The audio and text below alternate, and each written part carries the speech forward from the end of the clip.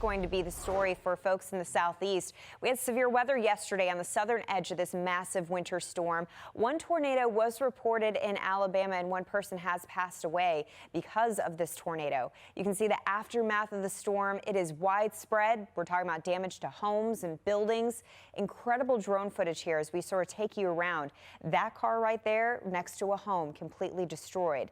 And of course, this is happening in areas that also had very heavy rain. You can see the flooding there with that truck completely submerged within water. So here's a look at the storm reports yesterday. We had 2 tornadoes being reported in the state of Alabama. Sawyerville, a lot of structural damage here close to Highway 14, and then Weoka Mills, that's where we also had a lot of damage, that one closer to Interstate 65.